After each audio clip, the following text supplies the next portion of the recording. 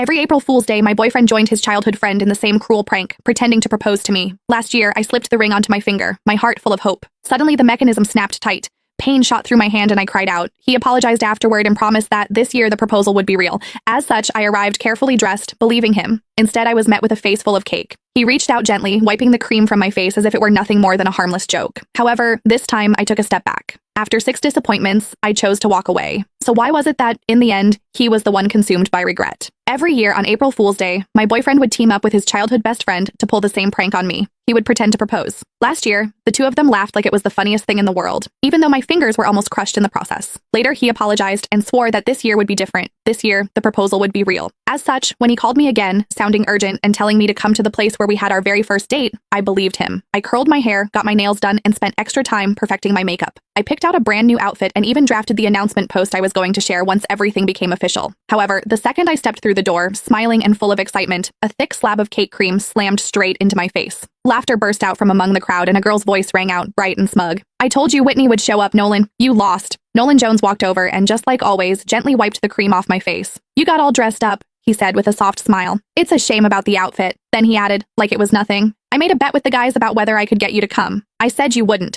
If I won, I'd propose tomorrow. If I lost, I'd propose next year." He looked at me, still smiling. "Sorry, since you showed up, I guess we're not getting married this year after all." I stared at him quietly. "So, you do know what tomorrow is?" He let out a careless laugh. "Of course I do. It's our 6-year anniversary. How could I forget?" The cream clung to my face, sticky and cold. At that moment, something inside me went completely numb. Our anniversary did not even take precedence over a prank, just like I could never beat her. I slipped off the plain couple's ring I had worn for 6 years. "Then let's break up." The sharp, clear sound of the ring hitting the floor cut through the room, and everything went silent. Nolan frowned a little. "Don't make a big deal out of this. It's just some cream. I'll wash it off for you later. You know Sylvia used to go way harder than this. She's already holding back." He glanced at the others. "It wasn't easy getting you here. Don't make it look like I can't even have fun just because I'm in a relationship." Sylvia Lowell made a face, looking upset. "Whitney, it's just a joke. If you don't like it, we'll stop, okay? Why are you talking about breaking up over something like this?" "See, I told you Whitney can't take a joke," someone else said. "You insisted on calling her, now look at what's happened." Sylvia huffed and sat on the couch. The mood shifted instantly. The way everyone looked at me turned cold. She was the only girl in their group, the one everyone spoiled. As long as she was unhappy, everyone would rush to comfort her, Nolan included. The first time I met her, she organized a game of truth or dare. When other people got dared, it was just something a little embarrassing. However, when it was my turn, they asked me to do something way out of line in front of everyone. All I said was that it was too much and I did not like it. Sylvia's eyes immediately turned red and she ran out of the room. Everyone ran after her, Nolan too.